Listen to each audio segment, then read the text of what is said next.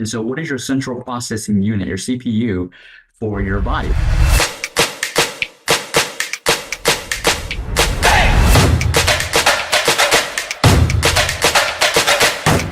How do you take care of your CPU, right? So the CPU, it's your brain, right? So the most important part of your body, of your physical body, is actually your brain, because your brain controls everything.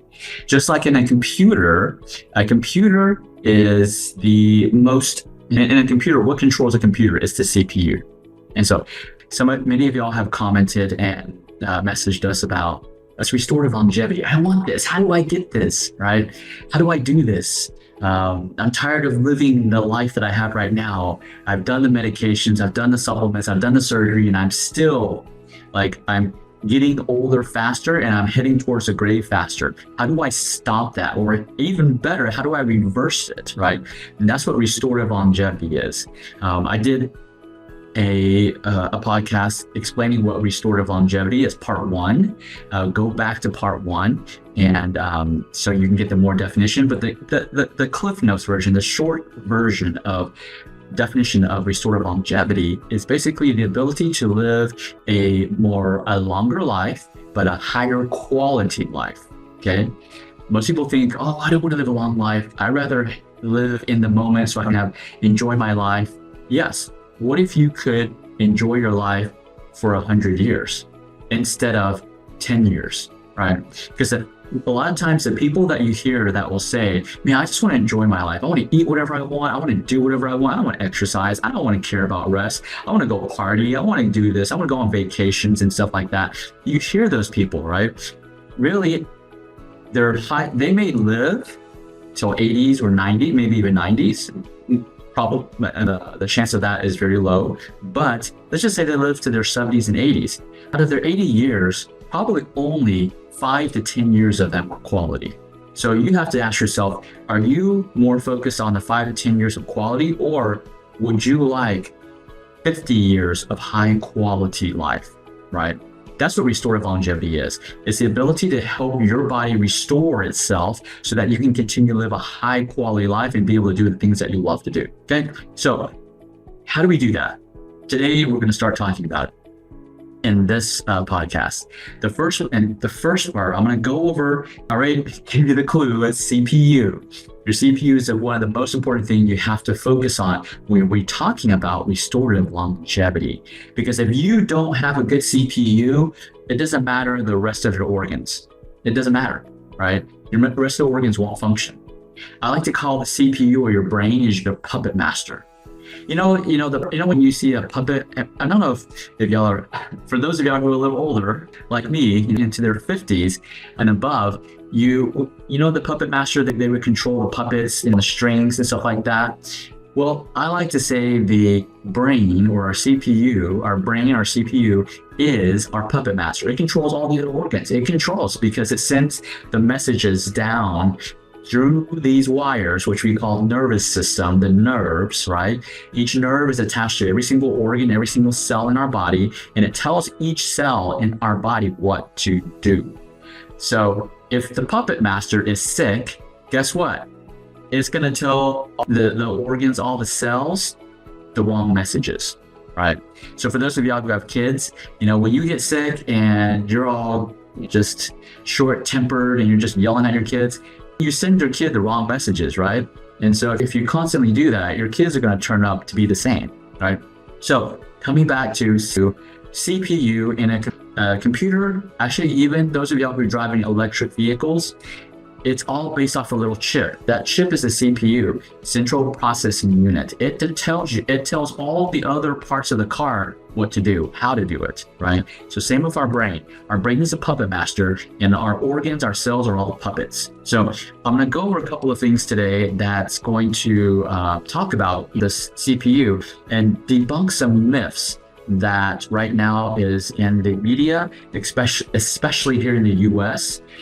Unfortunately, the information is very censored in regards to medical. It's controlled by the pharmaceutical industry, and it's controlled by big food, and they don't allow information that, like Europe, all the rest of the world allows.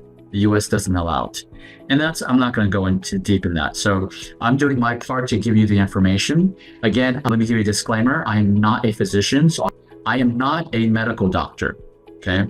I was not trained to prescribe medication. I was not trained to do surgery. That's what medical school is. They train to do medication and surgery. I'm not a physician, so don't listen to me for medication advice or surgery advice. Okay, that's not what I was trained in. I was trained in traditional Chinese medicine, and in addition to that, I was trained in how to restore. It's something that I coined, longevity, restorative in my clinic. I'm a licensed acupuncturist, herbalist, nutritionist, and I created this restorative acupuncture. No one else is doing it. And so it's something that we do in our clinic at Achieve Integrative Health in Cedar Park, Texas.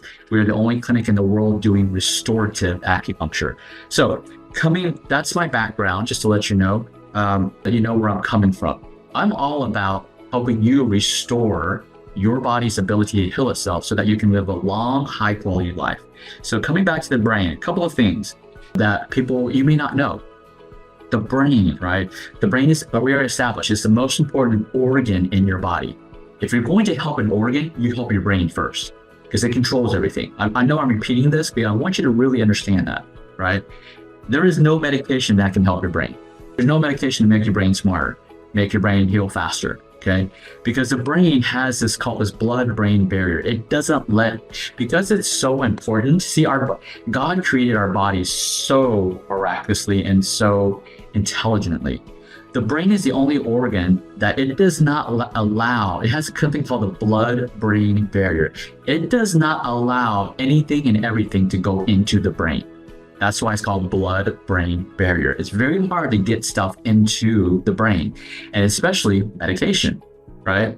And definitely supplements. They don't go into the brain, right? Some people may tell you that. Supplement companies may tell you that. They don't go in the brain. There's a blood-brain barrier, right? So this is why it's so important to really focus on the health of your brain. So myth number one, your brain, or it's not necessarily a myth, but maybe it's information that you may not know. Your brain can't feel. You can't feel your brain. That's what I'm saying. Your brain doesn't have pain sensors, right? So when you go, let's say, like I play tennis, and I go play tennis a lot, and I hurt my wrist, and I feel the pain, right? Well, when you play football and your brain gets injured, those football players, they can't feel it. They cannot feel. When you get a traumatic brain injury, before you get diagnosed with a TBI, traumatic brain injury, your brain has already been damaged for a while. It wasn't because of that instance that it got damaged. It's been damaged for a while because the brain is really resilient. Because it's the most vital organ in our body, God created it to make it so resilient. It has its own barrier, protective. In the castles, they build a moat to protect the castle. The water around the castle to protect the castle. Your brain has that blood-brain barrier. It's a moat around your castle, right? It has a drawbridge. See, it doesn't allow anybody. It only allows certain people to go into the castle, right? It has its own reserve. It has this water in the well, right? It has its own reserve. So the brain can't feel. And this is the reason why. Have you ever seen that when surgeons are doing surgery on people's brain and the person's still awake? Because the brain can't feel. It doesn't have pain sensors, right? That's a good thing and a bad thing, right? Okay, next. Brain cells can't be replaced. Once you damage your brain cells, they cannot be replaced. This is why those traumatic sports, I love sports, and I know I'm going to get hate on this for this, especially if you're in Texas, where I grew up. I grew up Texan, and football, terrible for the brain. I love football, I love watching football, right? But it is a sport that is terrible for the brain. You look at all the players as they get into their 30s, when they start retiring in their 30s and 40s, if they go get an MRI of their brain, it's all jacked up. And of course, no one's going to tell you this. Only those, there's a group of NFL players that have severe brain injury. And I think this was like 30 years ago, they were suing the NFL. But it just shows you, it causes so many different, problems. Because think about it. If your brain controls everything in your body and your brain is damaged, right? You may just be thinking, oh, I may have headaches, I may not have memory problems. What you don't know, the brain controls everything. So can it also cause like liver problems, thyroid problems, gut problems? See, you don't think about that, right? And they don't talk about these things because it absolutely can. Because why? The brain controls everything. Okay, brain cells can't be replaced, and the brain can take a lot of punches. Here's, because it has its own reserves, it can take a lot of punches before it gets KO'd, before it gets knocked out, right? Number 3, meds can't stop the damage Alzheimer's caused to brain cells. So for those of y'all who are afraid, you have family history of Alzheimer's, right? Any type of brain issues, Alzheimer's, medication can't reverse it, reduce the damage of it. It might be able to slow it down. It might, right? It might. It's not guaranteed. It might, but it definitely cannot. And this is not from me. This is not from my advice in my studies. It's actually from the Alzheimer's Prevention Clinic at Weill Cornell Medical College and the New York Presbyterian Hospital. That's where this information is coming from. So they could center, the first center to focus on Alzheimer's prevention. Most centers, most hospitals, most research done right now, especially here in the US, I'm not sure about in Europe, they're all done about how to treat Alzheimer's. The problem is, based on, this medical school and hospital, when you're focusing on research to treat a disorder that you can't really affect, it's kind of like wasted money, right? Wasted time. No, very people are trying to prevent it from happening and doing research on how to prevent it. So number 2, brain cells can't be replaced. So once it's damaged, it can't be replaced. So yeah, you want to take your kids out of like hockey, football, because they're getting their brain cells damaged. And once it gets damaged, it can't be replaced. Number 3, meds can't stop the damage Alzheimer's caused to brain cells. Number 4, the clinical trials are very disappointing. So clinical trials, again, from this prevention clinic for Alzheimer's in medical school, they said clinical trials have yielded mostly disappointing results, confirming what everyone is loath to admit. That means people don't want to admit this. Scientists, physicians, they don't want to admit this. And this is what they don't want to admit.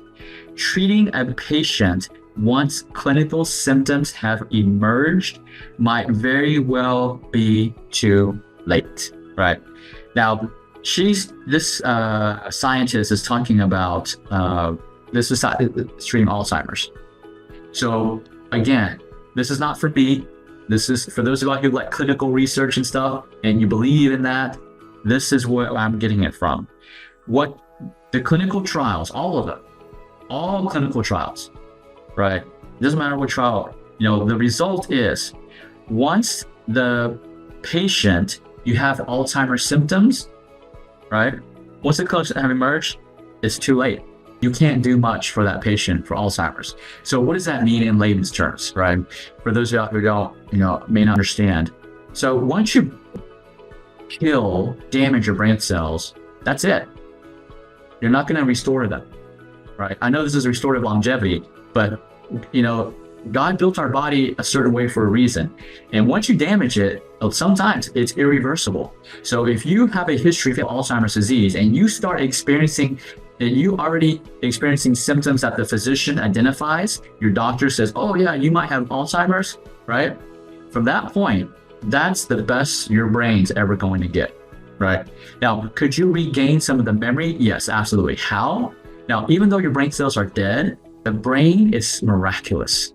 It can generate, this is called neuroplasticity, which basically means this is what it can create. It can create new highways, communication between brain cells. So let's say you have 5 brain cells that are so close together, right? If one dies, let's say if this dies, right? This one dies, well, there's a big space in between here, right? Well, it used to be this brain cell had a pathway, had a nerve connected to it. And then this connected this. But now this brain cell is dead. But now the brain is so miraculous. It can generate a nerve. It can generate a new nerve to connect this to this, right? So you can reverse some of the symptoms, but you cannot replace that damaged nerve cells. And here's the thing. If you keep on ignoring and not doing the right things to reverse to those new nerve pathways, right? Your brain cells are going to keep dying. And this is from a neuroscientist that saying medications don't help that, right? So this is not for me. Again, next point that you may not know, less than 1%. So many people think genetics. Oh man, my had genetics, my parents had genetic issues with cholesterol, so I'm gonna get cholesterol. I'm due for cholesterol. No, you're not. What's the research say? Less than 1% of the population develops Alzheimer's because of a rare genetic mutation in their DNA. Less than 1%. Less than 1%. All medications, all billions of dollars the pharmaceutical companies focused on to research Alzheimer's is focused on the less than 1%. So if less than 1% is actually due to genetic mutation, what's the 99%? Here's the answer. So for the remaining 99% of us, the real risk is not determined by our genes. It is not determined by our genes. What is it determined by? It has more to do with how we live our lives. Most people don't want to hear that, right? See, the answer, the solution is actually very simple. It's very simple, but not easy, right? It's simple because we just have to change the way we live. And it doesn't matter if we have genetically parents who have Alzheimer's, we won't develop it if we change the way we live. But today, and I'm not here to blame the pharmaceutical company. They are just preying on, what we want. We want a shortcut. We want the easy fix. There is no easy fix. The easy fix causes a shorten of your lifespan, right? So, but again, this is not I'm not saying it's right or wrong. I'm just saying for those people who want a longer term solution, longer term fix, that's what I'm talking about. If you want short term fix, hey, more power to you. This is not the podcast for you. And I'm not saying that you're wrong.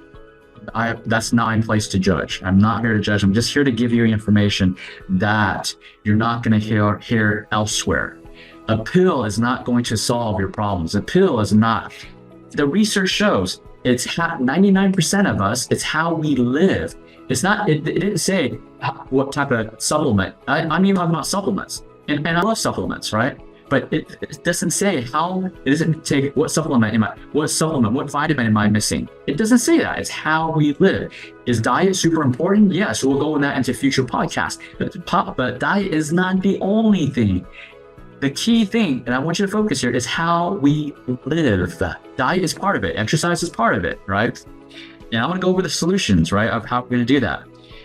One last thing that I want to go over before I talk about the solutions. It says, and even though I'm talking about Alzheimer's right now, I'm talking about the CPU, the brain, right? But they also found, it was estimated that 70% of all cases of stroke, 70% of strokes, 80% of all cardiovascular, 80% of all cardiovascular diseases, and 90% of type 2 diabetes. Okay, let me repeat those stats. It's super important. 70% of strokes, of all strokes that happen, 70% of them, 80% of all cardiovascular disease. Okay, this is any type of cardiovascular disease, blood pressure, cholesterol, stroke is actually tied to that. Any cardiovascular disease, right? Heart failure, heart disease, whatever, all those. 80% of those. And then 90% of diabetes, type 2 diabetes, right, were caused by nothing more than an unhealthy lifestyle. It didn't say, B vitamin deficiency. It didn't say vitamin C deficiency. It didn't say this because they didn't take this medication. It didn't say they didn't take the supplement. It said an unhealthy lifestyle, right? So in these podcasts, I'm going to go through all the things because many of the holistic practitioners, they focus on diet and exercise, which is crucial. I'm not saying that's not crucial. We'll go over that too. But diet and exercise is not all 100% of when they say an unhealthy lifestyle. Okay, so an unhealthy lifestyle is diet and exercise is just a part of it. So what are the solutions, right? You're like, hey, Jimmy, okay, now you got my attention. What are the solutions? So obviously a diet and exercise. Everybody knows diet, exercise, right? These are the two things that everybody knows. And there's so many weight loss diets, right? And we'll go over that if you want to know what is the best diet. I've actually done a podcast on that, but you can go watch that. What is the best diet for you, right? For restorative longevity, there is a best diet, right?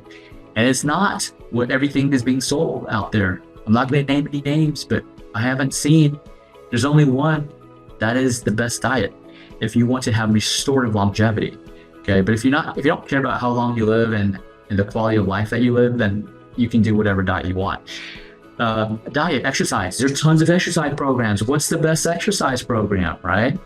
I just exercised this morning. What's the best exercise that you can do for restorative longevity? I'm going to go over that if you want to. Make sure you type in diet for restorative longevity, or if you're more focused on exercise for restorative longevity. Comment in below what solution you want me to talk about, okay? So diet is 1, 2, restorative longevity. 3, rest. You rest. I'm not just talking about sleeping, okay? Now, there's a lot of these wearables, Oura Ring, Whoop Band, that measure HRV, and they help, right? They help track. They don't help you fix it. They help track. Like the Oura Ring will tell you how well you sleep, and then they'll give you some diet, exercise, meditation tips to help. But some of that helps, some of it doesn't, right? So rest so important. So the third solution is rest. Rest is the only time your body heals. We're talking about our brain, right? So since our brain it's like its own resources, its own ecosystem, different from the body.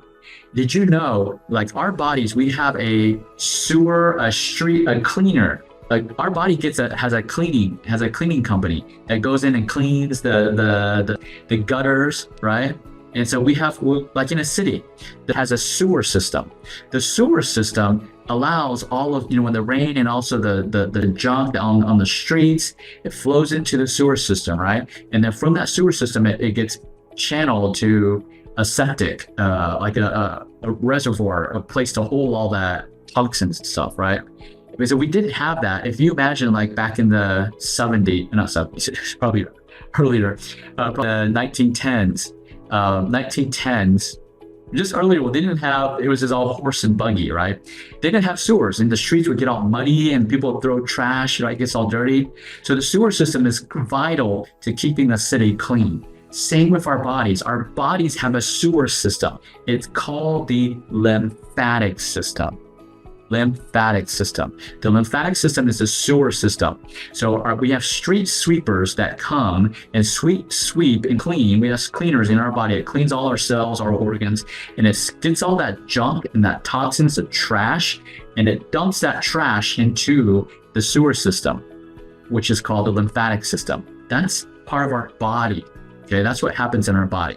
When the lymphatic system gets plugged, toxins start to seep into the streets. So when the sewer systems, like floods, right? Like the Philippines recently had a big flood. Where else in the US had a big flood? When it floods and the water comes out of the sewers and into the streets and it floods the buildings, and then you see all that dirty toxin trash. That's what happens when your lymphatic system gets plugged up, overflows, and now that trash is actually going into your blood vessels. Yes, like your arteries that carry nutrition. Now trash is going to your arteries, right?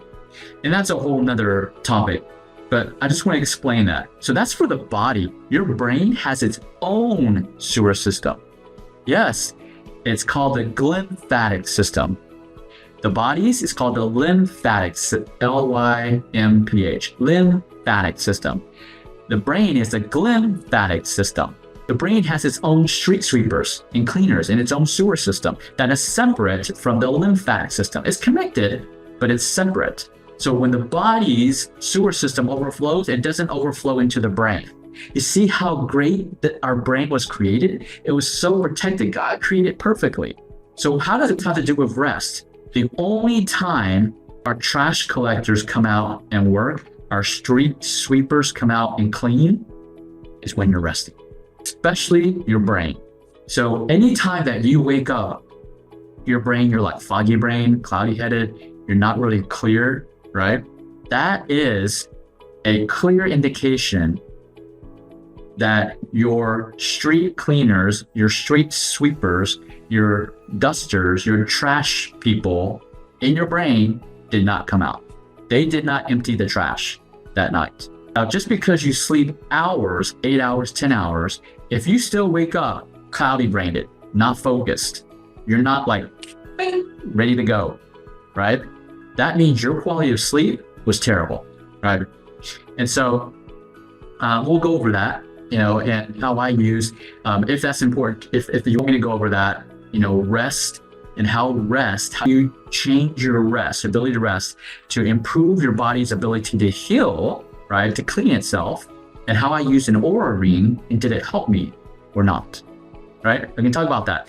Type in the comments below, rest and restorative longevity, okay? So, but one thing about rest also, what's the importance of rest? It is the only time our body heals. It is the only time our body regenerates, cleans itself, regenerates, okay? So that's why it's important. So I just gave you 3. The 4th one is a broad category. It's called lifestyle habits. So like I just shared in the research, it's unhealthy lifestyle that causes all of our health problems, right? It's not, especially here in the US, it's not a lack of nutrition. The only reason why you have a lack of nutrition is because your health is a lifestyle. So that's what I'm saying. It's not because of lack of nutrition that we have all these chronic, degenerative, autoimmune diseases in the US. It's because of unhealthy lifestyle. Like I was reading this book and I forgot which book it was, but it said, did you know 50% of the world is starving? Like they don't have enough food. That is truly a lack of nutrition. They don't have food to eat, right? The other 15% is dying from obesity because we have too much to eat. And here's the interesting. You've got 50% of the world starving, 50% of the world overeating. They both have the same problem, okay? It's not the root cause. They both have the same problem. What's the problem? Nutrient deficient.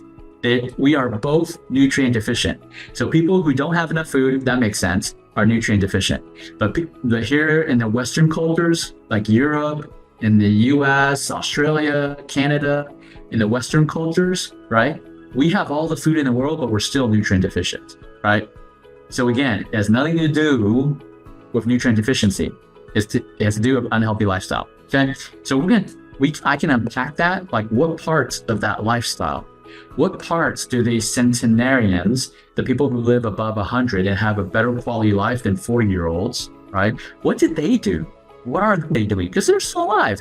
What are they doing to live a high quality life? Okay, so we're going to go over those. I know this is like an overview, but I needed to get the information about what the super important. Let me re-summarize before we end today. Your brain can't feel because it doesn't have pain sensors. That's why brain surgeons can do surgery on someone's brain and they can still be awake. So your brain cannot feel. It just cannot feel pain. Okay. Number 2, brain cells cannot be replaced. Once you damage them, you're done. Okay. Number 3, meds cannot stop the damage to your brain. Like Alzheimer's, this one is the study about Alzheimer's caused to brain cells. Okay, medication cannot stop the damage to brain cells. Number 4, the clinical trials are very disappointing in the sense of treating a patient once clinical symptoms have emerged might very well be too late. So by the time we start feeling symptoms, it's already too late. So then the question that we should be thinking is, how do we prevent it? And that's what I'll go into future podcasts, okay? Number 5, less than 1% Less than 1% of the population develops Alzheimer's because of rare genetic mutations. 99%, the real risk is not determined by our genes, it's determined by our lifestyle. And the last statistic, 70% of all stroke, 80% of cardiovascular disease, and 90% of type 2 diabetes are all caused by unhealthy lifestyle, not genetics. Okay, so I needed to give you that stats, and then the solutions we're going to go over in future podcasts. Thank you, Barbara, for typing in what you want, and I want you to type in what you want. So I'll talk about that first. But the solutions are, all right, we all know diet. This is for restorative longevity. Diet, exercise, rest, and lifestyle habits. These are 4 main solutions, right? Lifestyle habits is a broad category for other solutions. But for now, I'm going to keep them as 4 main solutions, right? So type in the comments below which one you want me to talk about first. I'm doing this podcast at least once a week, definitely here on Sundays, right? Sunday morning at 8:30. So let me know. All right, guys, if you are subscribed to our channel, subscribe. So that you'll get updated podcasts as I go through all of these solutions, right? I'm gonna give you the solutions, right? I got nothing to sell you. This is not like, hey, the solution. I know you've probably been on some podcasts and they're like, oh man, you gotta do, your brain lacks this nutrition. And they talk about all the reasons why, like they went over some of the statistics I went over, and they say, oh, your brain, and they end up saying your brain needs this specific nutrient. It's lacking this nutrient, that's why it's not healing. And the only way to get that nutrient is to buy my supplement. That's not what I'm going to tell you. I'm not here to sell supplements, okay? I'm here to change the world, give information that nobody else is wanting to give on how to restore. There's a lot of information about health and how to make your brain healthy, but none of it's about how do we prevent things from happening in the first place, right? How do we prevent it? And I'm not here also not to just give you information like all these statistics. That's why I gave it to you. But this is not a podcast just to give statistics and say, oh yeah, studies show that you are messed up. Your brain is dead. Okay, but what do I do about it? I'm going to give you those solutions, right? So, so just want to give you that. Until the next podcast, see you next week, Sundays, 8:30 Central Standard Time.